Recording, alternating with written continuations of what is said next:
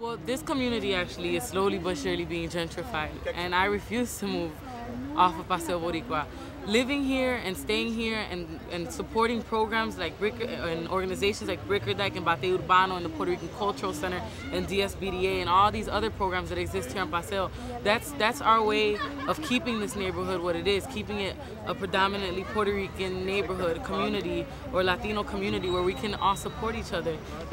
That's our way of making sure that this place stays here and it stays operating the way that we want it to, so that people can live at a standard that they deserve to live in. I'm Alderman Billy Ocasio of the 26th Ward. My community is very diverse. I have a predominant Puerto Rican community, and we have a big Mexican community. I have about 13% of the residents are African American. About 12% of them are Caucasian. Primary issues facing the community right now, I would say number one has to be housing. The biggest crisis we have, not only in this community but in the city of Chicago, is trying to find affordable rental housing and affordable home ownership opportunities. That's the biggest crisis throughout the whole city. So if any private developer wants to come into our community and build, they have to come in front of the community first and show them what it is that they want to do and explain to them what they're going to do. And unless that developer has an affordable part of their building, an affordable component, meaning that they're going to provide some of the affordable units, 30% affordable, then we just don't allow them to build. I think that that's the biggest thing we could do for displacement, is making sure that we're providing and creating as many affordable units as possible. I stand up, keep walking, paying more attention now. I'm hungry, not only for change, because after all, I am a big girl. Bacalao and vianda, mouth-watering. Sentimana Cafe, Leticia's Organic Bakery, Flying Saucers.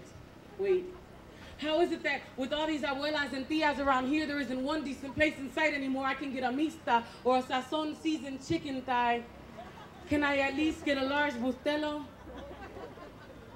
Bustelo, man, that sounds hip, man. Where can I get some of that? Is it French, man? You can't have it, you poser, it's mine. My best friend Ziggy's dreads, they're his. My brother, he owns a Sean John and Tim's. What's next? A Mini Cooper sitting on 20 and trims blasting La Tierra de Borinquen. My name is Joy Adruguete, and I'm the Executive Director at Bickerdijk Redevelopment Corporation. The demographics, or who lives in our community, are still pretty telltale. We have a phenomenal amount of low-income people that still live in our community. And the type of housing that's being built is all for people who have to earn quite a bit of money, who are at the upper end of the income scale.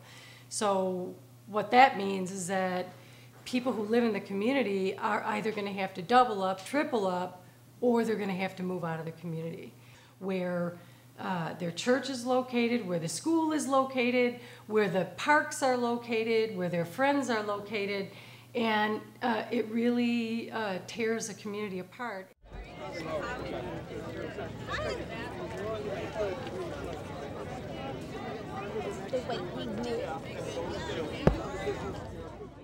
Middle Eastern themes, Arabian dreams, don't fake being Japanese just to feed me sushi, please. No VIP or Banana Republican jeans. Would you listen as closely to me if I talk like this?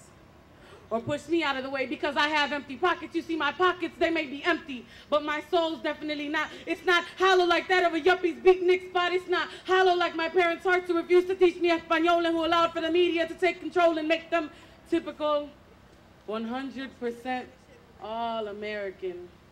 I just haven't forgotten, you see, that I'm part Taino, Indian, and African as well. I just haven't forgotten that I am part Taino, Indian, and African. I will not forget that we are all part Taino, Indian, and African. And I won't forget that I'm also a big girl. Thank you. Good morning and welcome to the groundbreaking of La Estancia. Bienvenidos a todos. Alderman Ocasio is an alderman with vision and the perseverance to make the Humboldt Park community a great place, and the guts to make sure that longtime residents of this community get to enjoy living in such a fabulous place. There are some projects that need to be done. There are some projects where people had to play a leadership role, but it's about doing the right thing.